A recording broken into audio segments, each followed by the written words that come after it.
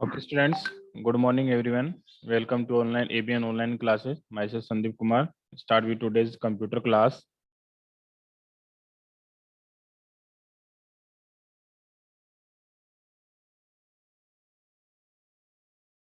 Okay, students.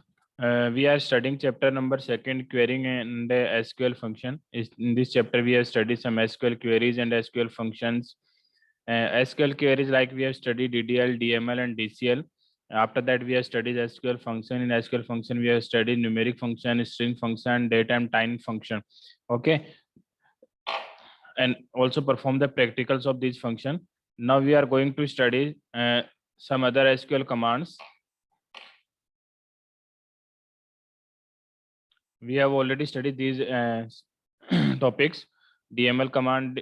After that, we have studied introduction of SQL language, and we have made the database of class showroom and perform the some operations on that. After that, we have studied a function in SQL. In functions, we have studied single row function, that is numeric function. After the numeric function, in numeric function, we have studied power, round, and mode function. Power function are used to calculate the power of a number. Round function are used to round a number to n places. Mode function are used to find the remainder. After that, we have studied string function. In a string function, we have studies uppercase to change the string in lowercase to uppercase. Second hota hai L case. In this function, we have studies. This function is used to convert a string uppercase to lowercase. Mid. After that, length to find the length of string. Left, right, instr, ltrim, rtrim, and trim function. In date and time function, we have studies now, date, month, month's name, year, day, and day name. Okay, so these are the SQL function we have studies.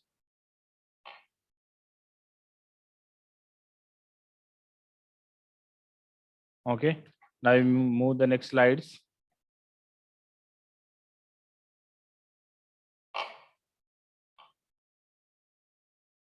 Okay, these are the string function we have studied and perform practicals.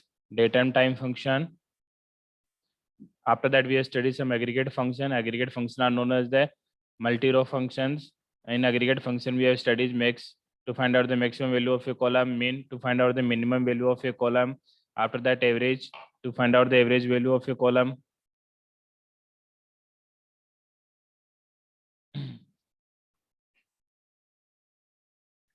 Okay, so these are the aggregate function. Now today we are going to study group by in SQL. Group by means we have to make the group of similar values based on given condition. हमें क्या होगा, एक given condition के आधार पे क्या होगा, value columns का values का या टपल्स का एक ग्रुप क्रिएट करना है. At time we need to fetch a group of rows on the basis of column values in a column. यानी हमें क्या करना होगा, at the time we need to fetch a group of rows. हमें क्या होता है, रोज का एक ग्रुप क्रिएट करना होता है on the basis of column values. Column में जो वैल्यूज होंगी उनके अकॉर्डिंग या उनके आधार पे हमें क्या करना होगा, रोज का एक ग्रुप क्रिएट करना होता है. This can be done using A group by close. जो ग्रुपिंग का जो वर्क होता है एसक्यूएल में वो डन किससे होता है, ग्रुप बाय क्लोज से होता है. It group the rows together that contain the same value in a specified column. ऐसा नहीं होगा कि कॉलम में डिफरेंट टाइप्स ऑफ वैल्यूज होंगे तो उनको हम ग्रुप क्रिएट कर सकते हैं. देखो कॉलम में जितने भी वैल्यूज होंगे वो सभी क्या होंगे, सेम टाइप के होंगे. क्योंकि कॉलम का हम क्या करेंगे, एक नाम पुटअप करेंगे और उस नाम के साथ में हम क्या करेंगे, इस कॉलम का डाटा टाइप डिफाइन करेंगे. तो जो डाटा टाइप कॉलम का हमने डिफाइन कर दिया, कॉलम में उसी डाटा टाइप की वैल्यूज आएंगी, यानी उसी प्रकार की वैल्यूज होंगी, वो क्या आएंगे, कॉलम में एंटर होंगी. ओके, तो it group the rows together that contain the same value. यानी ऐसे कॉलम का या ऐसी रोज का ग्रुप क्रिएट करेगा जिनकी कॉलम वैल्यू क्या होंगी, सेम होंगी. In specified column we can use the aggregate function count, max, minimum, average and sum to work on the grouped value. हम क्या कर सकते हैं, जो यहाँ पे ग्रुप बाय क्लोज लगाएंगे, ग्रुप वैल्यूज का हम ग्रुप क्रिएट करेंगे, उन वैल्यूज पे हम क्या कर सकते हैं, एग्रीगेट फंक्शन को भी अप्लाई कर सकते हैं. तो एग्रीगेट फंक्शन कौन कौन से होते हैं, count, maximum, minimum, average and sum. Having clause in SQL is used to specify condition on the rows with the group by clause. यानी ग्रुप बाय क्लोज में क्या होगा, जब वैल्यूज का जब हम ग्रुप क्रिएट करेंगे तो वहां पे हम क्या करेंगे, हैविंग क्लोज को यूज में लेंगे.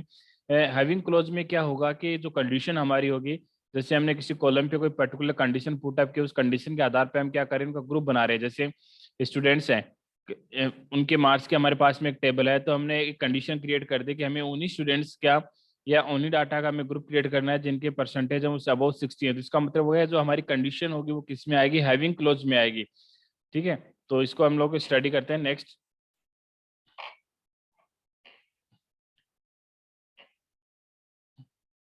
नेक्स्ट है operation on relations. We can perform certain operation on relation like union, intersection and set difference to merge the tuples of two table. देखो ये बहुत इंपॉर्टेंट टॉपिक है इस एसक्यूएल लैंग्वेज का। ऑपरेशन ऑन रिलेशन, रिलेशन का मतलब होगा रोज पे हम ऑपरेशन कौन कौन से लगा सकते हैं। तो एक टेबल होगी, table contain rows and column, column of table are known as tuple and rows of tables are known as relation. यानी जो टेबल के जो कॉलम होंगे उनको हम बोलते हैं टपल, और टेबल की जो रोज होती है उनको बोला जाता है रिलेशन। तो we can perform certain operation on relation. अब हमें क्या करना होगा, रोज पे ऑपरेशन अप्लाई करते हैं।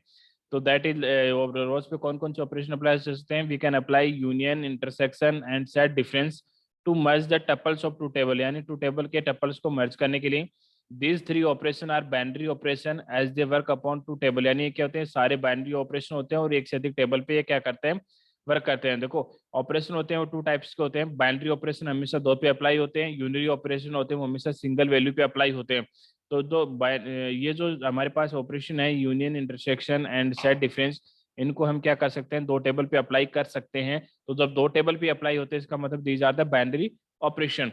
तो इन बाइनरी ऑपरेशन को हमेशा क्या होगा, दो वैल्यूज पे, तो यहाँ पे हमारे पास वैल्यूज तो है नहीं, तो हम क्या करेंगे, इनको दो टेबल पे एक साथ अप्लाई करते हैं। तो operation on SQL we can apply operation like union, intersection and set difference. तो अब कौन यूनियन, इंटरसेक्शन और सेट डिफरेंस क्या होते हैं और इनको कैसे अप्लाई करते हैं, इनको हम डिटेल स्टडी करते हैं। फर्स्ट है union. Union, this operation is used to combine the selected rows of two table at a time. यानी क्या होता है, this operation is used to combine the selected row of two table at a time. दो table के जिन जिन रोज को हमने select किया उनको कंबाइन करने के लिए इसको काम में लिया जाता है। If some rows are the same in both table then the result of union operation will solve this row only once. यानी क्या होगा, अगर किसी टेबल की ऐसी रोज जो सेम वैल्यूज को कंटेन करती हैं, पहली टेबल में भी उस रो में वही सेम वैल्यू है, जो दूसरी टेबल में भी वही सेम वैल्यू है, तो ऐसे रोज का जब यूनियन बनाया जाएगा तो उनमें क्या होगी, सिंगल वैल्यू ही हमेशा शो होगी, यानी उनकी डुप्लीकेट वैल्यू कभी भी शो नहीं होगी। क्यों, क्योंकि डाटाबेस का सबसे मोस्ट इंपॉर्टेंट फीचर क्या होता है, रिडुडेंसी। रिडुडेंसी का मीनिंग क्या होता है कि डुप्लीकेट डाटा डाटाबेस कंटेन नहीं करता, डुप्लीकेट वैल्यूज को डाटाबेस से रिमूव कर दिया जाता है, डुप्लीकेट वैल्यू डाटाबेस में कभी भी अलाउ नहीं होती। तो this operation is use to the union operation क्या होगा, this operation is use to combine the selected rows of two table. जिन दो टेबल के जिन जिन रोज को हमने सिलेक्ट किया है उनको कंबाइन करने के लिए काम में आता है।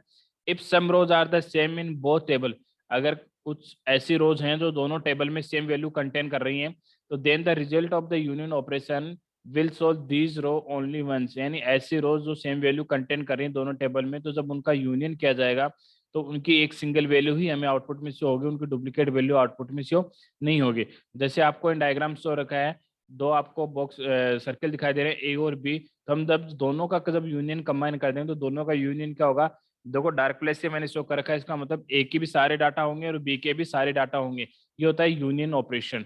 ओके, तो यूनियन ऑपरेशन में क्या होगा, जिन जिन रोज को हमने सिलेक्ट किया है, ऐसा नहीं है कि मैं जब यूनियन ऑपरेशन जब दो टेबल पे लगा रहा हूँ इसका मतलब हो गया सारे डाटा हमारे सिलेक्ट हो गए। अगर आपने किसी पर्टिकुलर कॉलम की फील्ड को या टपल की वैल्यूज को सिलेक्ट किया तो उन्हीं टपल की वैल्यू क्या होंगी, आपस में कंबाइन होंगी, बाकी वैल्यूज कंबाइन नहीं होंगी। तो ये होता है यूनियन। ओके, उसके बाद में नेक्स्ट स्लाइड है intersect. Intersect operator operation is use to get the common tuple from two table. दो टेबल में कॉमन वैल्यूज को लेने के लिए, दो टेबल में कॉमन वैल्यूज को शो करने के लिए इस इंटरसेक्ट ऑपरेशन को यूज किया जाता है and is represented by the symbol reverse U. This intersect operator is use to get the common tuple. Common tuple का मतलब हो गया ऐसे वैल्यूज जो दोनों टेबल में सेम है उन्हीं को ये शो करेगा। तो intersect operator operation is use to get the common tuples, यानी दोनों टेबल में कॉमन वैल्यूज को शो करने को काम में लिया जाता है and is represented by the symbol reverse you, यानी इसको रिवर्स यू के द्वारा रिप्रेजेंट करते हैं। इसका डायग्राम कैसे जनरेट होता है वो अभी मैं आपको बताता हूँ, जस्ट वेट।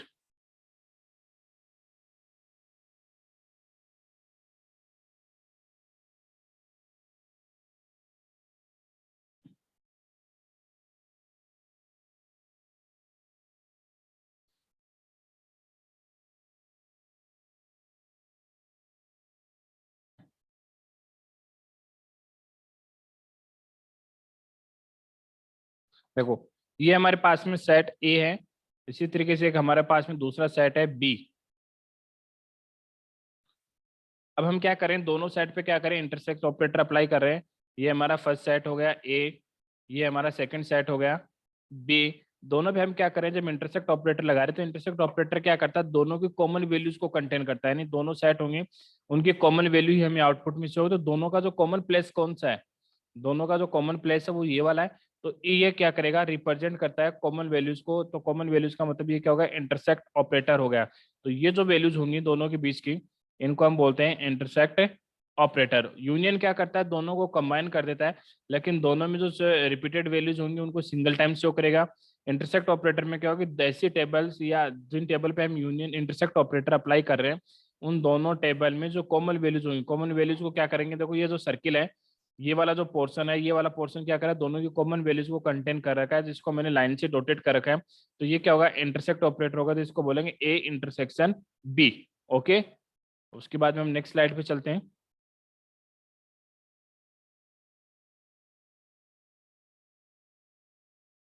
ये हो गया हमारा इंटरसेक्ट ऑपरेटर। उसके बाद हम नेक्स्ट पढ़ते हैं माइनस ऑपरेटर।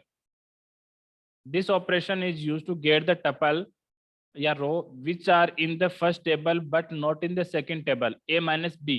ए माइनस बी का मतलब क्या होगा, ए में से बी की वैल्यू को माइनस करना। तो दिस का कहने का मतलब है, this operation is use to get the tuple rows which are in the first table, यानी ये आउटपुट में उन टेबल को या उन रोज को, टपल्स को शो करेगा जो फर्स्ट टेबल में तो हैं but not in the second table, लेकिन वो सेकंड टेबल में नहीं है।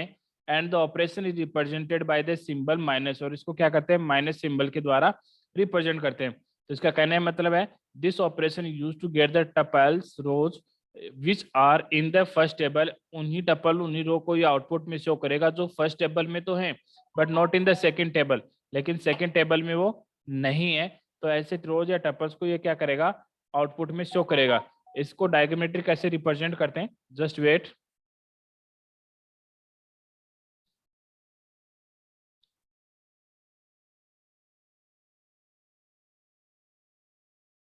ये हमारे पास में पहला सेट है ए, उसके बाद में हमारे पास में दूसरा सेट है बी। अब हमें क्या करना है, ए माइनस बी को डिनोट करना है। तो ये हमारा सेट हो गया ए, ये दूसरा सेट हो गया हमारा बी। ए माइनस बी का मतलब होगा ऐसे रोज को, ऐसे रोज को या ऐसे टपल्स को शो करेगा जो ए में तो हैं लेकिन बी में नहीं है। यानी इसका मतलब क्या होगा, ए के वो सारे डाटा शो करेगा जो बी में नहीं है। देखो ये पोर्शन है, यहाँ तक का पोर्शन ए में है, ये भी सेट ए में है लेकिन बी में नहीं होना चाहिए। तो इसका मतलब क्या होगा, बी जहाँ क्रॉस कर रहा है उसको हम छोड़ देंगे। तो ये जो डॉटेड लाइन से जो सर एरिया आपको जो शो हो रखा है वो क्या है, ए माइनस बी को रिप्रेजेंट करता है। ये किसको रिप्रेजेंट कर रहा है, ए माइनस बी को। ए माइनस बी का मतलब हो गया ऐसे ऐसे रोज या ऐसे टपल जो सेट ए में तो एग्जिस्ट करते हैं लेकिन सेट बी में नहीं है, उनको बोलते हैं ए माइनस बी। तो जो ये डॉटेड एरिया है लाइन के द्वारा, जो डॉटेड एरिया उसको बोलते हैं ए माइनस बी, यानी ए में से बी को हमने क्या कर दिया, माइनस कर दिया। ओके, तो ये होता है हमारा ए माइनस बी। उसके बाद में हम नेक्स्ट स्टडी करते हैं कार्टेशियन प्रोडक्ट। कार्टेशियन प्रोडक्ट हम सिंपल बोल सकते हैं मल्टीप्लाई करना। Cartesian product operation combine tuples from two relation, यानी दो रिलेशन के जितने भी टपल्स होंगे उनको आपस में कंबाइन कर देगा। It result in all pairs of rows from the two input relation regardless of whether or no not they have the same values or common attribute. ये क्या करेगा, उन सभी टपल्स को, उन सभी रोज को कंबाइन कर देगा जो सेम वैल्यू कंटेन करते हो या सेम वैल्यू कंटेन नहीं करते हो। यानी ये क्या करेगा, सभी को एक साथ में एक टेबल के रूप में शो कर देगा, कंबाइन कर देगा। अगर डुप्लीकेट वैल्यू हो तो डुप्लीकेट वैल्यू को भी ये शो करेगा, डुप्लीकेट वैल्यू नहीं होंगे तो उनको सिंगल वैल्यू भी शो कर देगा। तो Cartesian product operation combine tuples from two relation, दो रिलेशन के सारे टपल्स को कंबाइन कर देगा। It result in in all pairs of rows, यानी रोज के सारे पेयर्स जो होंगे from the two input relation, दोनों रिलेशन के, regardless of whether or not they have the same value, अगर वो सेम वैल्यू रखते हैं या नहीं रखते हैं उससे उसको कोई मीनिंग नहीं है। ये क्या करेगा, अगर सेम वैल्यू होंगी तो भी ग्रुप क्रिएट कर देगा, सेम वैल्यू नहीं होंगी तो भी ग्रुप क्रिएट कर देगा, सेम वैल्यू होंगी तो उनको रिपीट कर देगा। It is denoted as X, इसको क्या कहते हैं, एक्स के द्वारा डिनोटेड किया जाता है।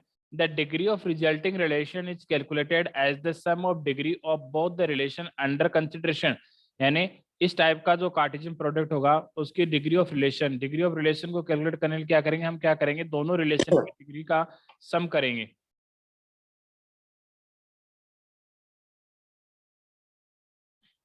इस टाइप के रिलेशन में क्या होगा, अगर इस टाइप के रिलेशन की हमें डिग्री फाइंड आउट करनी है, डिग्री का मतलब हो गया कि, तो डिग्री फाइंड आउट करते हैं, तो डिग्री फाइंड आउट करने के लिए रिलेशन की डिग्री का मतलब हो गया दोनों टेबल के या दोनों टेबल्स के जो रिलेशन की जो डिग्री होगी उसको क्या करेंगे, दोनों का सम फाइंड आउट करेंगे। तो कहाँ थे हम, it is noted as X, the degree of resulting relation is calculated as the some of degree of both the relation under consideration, दोनों रिलेशन की डिग्री का सम होगा, वो कार्टेशियन प्रोडक्ट की डिग्री होगी। The cardinality of the resulting relation is calculated as the product of the cardinality of the relation on which Cartesian product is applied। यानी जो cardinality होगी वो क्या होगी, दोनों रिलेशन का प्रोडक्ट होगा। तो इसको हम लिखेंगे कैसे, लिखने के लिए हम सिंटेक्स काम में लेंगे सिलेक्ट स्टार। जैसे आपको दोनों टेबल को एक साथ में कंबाइन करना है, सारे डाटा को आपको कंबाइन करना है, तो जब सभी टेबल के सभी रिलेशन पे अगर आपको कार्टेशियन ऑपरेशन लगाना है तब आप लिखेंगे सिलेक्ट स्टार। सिलेक्टेड टपल्स पे अगर आपको कार्टेशियन प्रोडक्ट लगाना तो आप क्या लिखेंगे, सिलेक्ट उन टपल्स का नेम यहाँ पे लिखेंगे। फ्रॉम टेबल का नेम, तो जैसे मैंने यहाँ पे लिया है एग्जांपल में लिखा है मैंने select star from music and dance. मेरे पास दो टेबल हैं, एक टेबल का नेम म्यूजिक है, दूसरी टेबल का नाम है डांस। मैं दोनों टेबल्स के सभी डाटा को एक साथ में मर्ज कर रहा हूँ, सभी पे एक साथ में कार्टेशियन प्रोडक्ट अप्लाई कर रहा हूँ, तो इसके लिए मैंने लिखा सिलेक्ट स्टार फ्रॉम टेबल का नाम, फर्स्ट टेबल का name music comma, second table का नाम कोमा, थर्ड टेबल का नाम। तो आप क्या करते हैं, एक से अधिक टेबल पे कार्टेशियन प्रोडक्ट है वो एक साथ में अप्लाई कर सकते हैं। Okay, yes, who is the Ravan 001?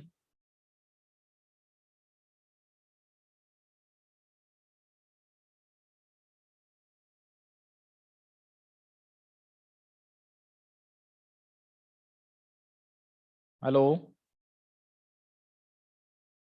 Hello,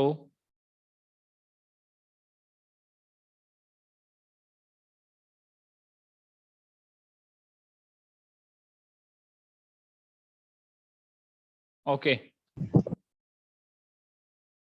yes, किसी का कोई क्वेश्चन है?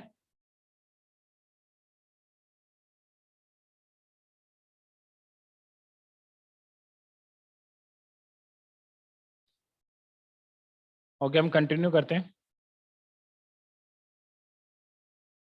तो ये था हमारा कार्टेशियन प्रोडक्ट। उसके बाद में है नेक्स्ट टॉपिक है Cartesian product on two tables, यानी यूजिंग टू रिलेशन, दो रिलेशन पे हम कार्टेशियन प्रोडक्ट कैसे अप्लाई करेंगे। तो Cartesian product on two table result in a table having all combination of tuples from the underlying table. यानी जब आप क्या करोगे, दो टेबल पे कार्टेशियन ऑपरेशन अप्लाई करोगे तो जिन जिन टपल्स को आपने सिलेक्ट किया है वो सारे टपल्स से होंगे। अगर आपने टेबल के सभी डाटा को, सभी टपल्स को सिलेक्ट किया है तो सभी टपल्स होंगे, वो रिलेशन होंगे, वो आपको एक साथ में से होंगे। When more than one table is to be used in query, जब एक से अधिक टेबल को आप क्वेरी में यूज लेते हो। Yemen Sharma, please mute and yourself.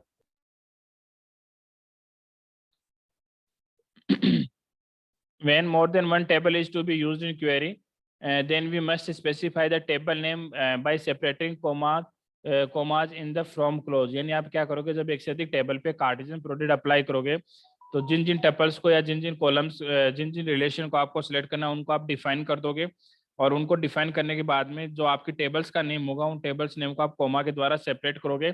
क्योंकि आपने एक से अधिक टेबल पे कार्टेशियन प्रोडक्ट लगाया तो फ्रॉम क्लोज में, फ्रॉम में हम क्या लिखते हैं, टेबल का नेम लिखते हैं। तो आप फर्स्ट टेबल का नेम कोमा, सेकंड टेबल का नेम एंड सो, आप जितनी टेबल आपने सिलेक्ट किया उनको सेपरेट करना है आपको कोमा के द्वारा। तो ये होता है Cartesian product on two table. Next study करते हैं। नेक्स्ट है ज्वाइन ऑन टू टेबल। अब क्या करते हैं, ज्वाइन ऑपरेशन लगाते हैं, दो टेबल्स को आपस में ज्वाइन कैसे करते हैं। तो join operation combine tuples from the to table on specified condition. Join operation क्या करता है, दो टेबल के टपल्स को जब कंबाइन करेगा तो उसके कंबाइन करने के लिए कोई ना कोई कंडीशन होगी। विदाउट कंडीशन ये किसी भी टेबल के टपल्स को आपस में कंबाइन नहीं करेगा। तो join operation combine tuples from two table on specified condition. join operation को अप्लाई करने के लिए जिन टपल्स को हम कंबाइन करें उनकी एक स्पेसिफाइड कंडीशन होगी। This is unlike Cartesian product, ये है तो कार्टेशियन प्रोडक्ट के जैसा ही। Which make all possible combination of tuples, वो क्या करेगा, टपल्स के जितने पॉसिबल कॉम्बिनेशन होंगे उन सबको ये क्रिएट करेगा। while using the join clause of SQL we specify condition on the relation attribute of two table। यानी आपको क्या करना होगा, जब आप किसी टेबल पे, एक से अधिक टेबल पे जब आप ज्वाइन ऑपरेशन अप्लाई कर रहे हैं, तो ज्वाइन ऑपरेशन के लिए जो रिलेशनल कंडीशन होगी, यानी दोनों टेबल्स के बीच में क्या रिलेशन है, ऐसी कौन सी कंडीशन है जिसके आधार पे उनके टपल्स को हम क्या कर रहे हैं, कंबाइन कर रहे हैं, तो वो कंडीशन हमें क्या करनी होगी, डिफाइन करनी होगी। we specify condition on the related attributes of two table within the from clause। यानी आप क्या करोगे, from clause में उस रिलेशन की कंडीशन को डिफाइन करोगे। In SQL join are the following type। SQL में joins होते हैं वो 3 टाइप्स के होते हैं। पहला होता है कार्टेशियन प्रोडक्ट जो हम लोगों ने स्टडी कर लिया है, सेकंड होता है इनर जॉइन, थर्ड होता है आउटर जॉइन। तो 3 टाइप्स ऑफ जॉइन होते हैं, Cartesian product, inner join and outer join. अब ये क्या होते हैं, इनको आगे हम स्टडी करते हैं।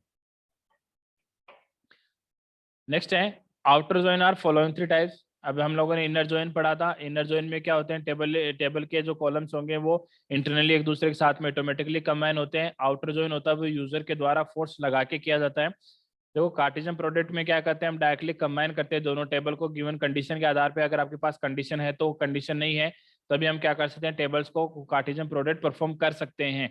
कार्टेशियन प्रोडक्ट में क्या होगा, डुप्लीकेट रो भी शो होंगी और टेबल के सारे टपल्स और रिलेशन वो एक साथ में कंबाइन हो जाएंगे। सेकंड होता है इनर जॉइन। इनर जॉइन है वो ऑटोमेटिकली परफॉर्म किया जाता है, यानी कुछ टेबल ऐसी होती है जिनमें सेम वैल्यूज कंटेन करते हैं, यूजर का उसमें कोई इंटरेक्शन नहीं होता, ओनली सेम वैल्यूज के या गिवन कंडीशन के आधार पर ऑटोमेटिकली टेबल्स कंबाइन होते हैं, उसको हम बोलते हैं इनर जॉइन। थर्ड होता है आउटर जॉइन। आउटर जॉइन होता है वो यूजर के द्वारा फोर्स लगा के परफॉर्म किया जाता है। फोर्स का मतलब हो गया यूजर उसको एक्स्ट्रा कंडीशन पुट अप करके टेबल्स को आपस में क्या करता है, ज्वाइन करता है। तो outer join are the following 3 types. Outer join होते हैं वो 3 टाइप के होते हैं। पहला होता है लेफ्ट आउटर जॉइन, सेकंड होता है राइट आउटर जॉइन और थर्ड होता है फुल आउटर जॉइन। अब देखो इनमें होता क्या है, लेफ्ट आउटर जॉइन में क्या होगा, जिस टेबल पे आप लेफ्ट आउटर जॉइन अप्लाई कर रहे हो वो आपकी पहले फर्स्ट टेबल के लेफ्ट साइड में ऐड होंगे। यानी जैसे आपके पास 2 टेबल हैं, टेबल ए और बी, आप क्या कर रहे हो, टेबल बी पे लेफ्ट आउटर जॉइन लगा रहे हो, इसका मतलब होगा टेबल बी होगी वो ए के कौन सी साइड में ऐड होगी, लेफ्ट साइड में ऐड होगी। अगर आपने कंप्लीट टेबल को सिलेक्ट किया तो कंप्लीट टेबल ऐड हो जाएगी। अगर आपने टेबल में कुछ सिलेक्टेड टपल्स को ऐड करना चाहते हैं तो सिलेक्टेड टपल्स क्या होंगे, टेबल ए के लेफ्ट साइड में ऐड हो जाएंगे, इसको बोलते हैं लेफ्ट आउटर जॉइन। सेकंड होगा right outer join. Right outer join में क्या होगा, जिस टेबल पे आपने राइट आउटर जॉइन अप्लाई किया है वो आपकी फर्स्ट टेबल के राइट साइड में ऐड हो जाएगी। अगर आपने सेकंड टेबल के कुछ सिलेक्टेड टपल्स को ऐड करना चाहते हैं तो फर्स्ट टेबल के राइट साइड में आपके वो सिलेक्टेड टपल ऐड हो जाएंगे। थर्ड होता है full outer join. Full outer join का मतलब होगा दोनों टेबल होंगे वो फुली कंबाइन होगी। फुल आउटर जॉइन का मतलब हो गया दोनों टेबल हैं, सेकंड टेबल वो फर्स्ट टेबल के राइट में भी ऐड हो सकती है और लेफ्ट में भी ऐड हो सकती है, वो according to condition automatically add हो जाती है, उसको हम बोलते हैं फुल आउटर जॉइन। तो outer join uses following condition. अब हम किसी टेबल पे left outer join, right outer join और फुल आउटर जॉइन अप्लाई करते हैं तो उसके लिए हमारे पास 3 कंडीशन होनी चाहिए। पहली होती है नेचुरल। नेचुरल का मतलब होगा जो ऑटोमेटिकली परफॉर्म होता है। नेचुरल का मतलब होता है कि जो ऑटोमेटिकली परफॉर्म होता है, एक ऐसा आउटर जॉइन जो यूजर किसी भी प्रकार की कंडीशन को पुट अप नहीं कर रहा है। जैसे किसी टेबल ए की प्राइमरी की दूसरी टेबल बी की प्राइमरी की इक्वल है, यानी दोनों की वैल्यू सेम है, जो प्राइमरी की टेबल ए में है वही प्राइमरी की टेबल बी में है, तो वो दोनों ऑटोमेटिकली एक साथ में कंबाइन हो सकती हैं। यानी जब दोनों टेबल में सेम प्राइमरी की होगी तो सेम प्राइमरी की के आधार पर जब टेबल आपस में कंबाइन होती हैं तो उसको हम बोलते हैं natural outer join. Okay. Second होता है ऑन प्रेडिकेट। ऑन प्रेडिकेट में क्या कहते हैं, ऑन बेस्ड कंडीशन। हम पुट अप करते हैं कि इस कंडीशन के आधार पे दोनों टेबल होंगी वो ज्वाइन होंगी, वो लेफ्ट आउटर ज्वाइन होगा कि राइट आउटर ज्वाइन होगा कि फुल आउटर ज्वाइन होगा, उस पर हम क्या करेंगे, ऑन के द्वारा कंडीशन पुट अप करेंगे। थर्ड होता है यूजिंग। यूजिंग में भी क्या करेगा, यूजर कंडीशन पुट अप करेगा, कंडीशन के आधार पे दोनों टेबल क्या होंगे, आपस में कंबाइन होंगे। तो when two tables are combine on common attribute then on clause or natural join is used in the from clause. यानी देखो इसने कहा है when two tables are combined on common attribute। Common attribute का मतलब होगा टेबल ए की primary की टेबल बी की प्राइमरी की के इक्वल है, यानी जो वैल्यूज टेबल ए में है जिस टपल को टेबल ए का प्राइमरी की है वही टपल टेबल बी का भी प्राइमरी की है। इसका मतलब अगर दोनों की वैल्यू सेम है तो इसने यही कहा है when two tables are combine on common attribute, जब दो टेबल हैं वो कॉमन एट्रीब्यूट के द्वारा कंबाइन होती है तो उसका हम बोलते हैं natural join. Okay, next study करते हैं। Following are the some of the points to be considered while applying join operation on two or more relation. जब हम एक से अधिक रिलेशन में जॉइन ऑपरेशन अप्लाई करते हैं तो हमारे पास में कुछ कंडीशंस होती हैं। पहली कंडीशन दे रखा है if two tables are to be joined on equality condition, equality condition on the common attribute। इसका मतलब क्या हो गया, जब दो टेबल को इक्वलिटी कंडीशन का मतलब हो गया टेबल ए की प्राइमरी की है वो टेबल बी की प्राइमरी की के इक्वल है, और दोनों का वो क्या है, कॉमन एट्रीब्यूट है, वो टेबल ए की भी प्राइमरी की और टेबल बी की भी प्राइमरी की है। देन वन में use join with on clause or natural join in from clause, यानी वहां पे क्या होगा, ऑटोमेटिकली नेचुरल जॉइन होगा, या तो आप ऑन कंडीशन भी लगा सकते हो, जैसे आपने लिखा टेबल ए की प्राइमरी की है तो टेबल ए की primary key equal to table B की प्राइमरी की। दोनों का अगर आप आपस में कंबाइन कर रहे हो, आपने कंबाइन लिखा सिलेक्ट ए कोमा बी, आपके टेबल के select star from A comma B, यानी आपने टेबल ए और बी के सारे कॉलम्स सारे टपल्स को सिलेक्ट कर लिया। फिर आपने लिखा ज्वाइन ऑन का मतलब होगा टेबल ए की primary key equal to table B की प्राइमरी की। सेकंड है if three tables are to be join on equality, जब ये तो हम क्या कर रहे थे, जब दो टेबल को आपस में इक्वलिटी कंडीशन के आधार पर ज्वाइन कर रहे थे। सेकंड हमने लिखा है if three tables are to be join on equality, जब तीन टेबल को हम एक इक्वलिटी कंडीशन के आधार पर ज्वाइन करेंगे देन टू ज्वाइन और नेचुरल ज्वाइन आर रिक्वायर्ड, तब हमें क्या करना होगा, दो नेचुरल ज्वाइन को डिफाइन करना होगा, या जो ऑन कंडीशन हमें वहां पे डिफाइन करनी होगी। क्यों, दो टेबल को तो हम आसानी से ज्वाइन कर सकते हैं। हमने लिखा on A equal to B, एक सिंपल हम जनरली एक एग्जांपल लेते हैं। मैंने लिखा मेरे पास दो टेबल हैं ए और बी, मैं दोनों को कंबाइन करा तो मैंने लिखा on A comma A equal to B, यानी टेबल ए है वो बी के इक्वल है, डायरेक्टली मैंने इसको अप्लाई कर दिया। लेकिन जब हमारे पास में थ्री टेबल्स होंगी तो थ्री टेबल्स को आपस में ज्वाइन करने के लिए हमें दो नेचुरल ज्वाइन डिफाइन करने होंगे। पहला जो नेचुरल ज्वाइन लिखेंगे ए इक्वल टू बी, दूसरा नेचुरल ज्वाइन हमने लिख दिया बी इक्वल टू सी। इसका मतलब क्या होगा, ऑटोमेटिकली ए वो सी के इक्वल हो गया। कैसे हो गया, जस्ट वेट।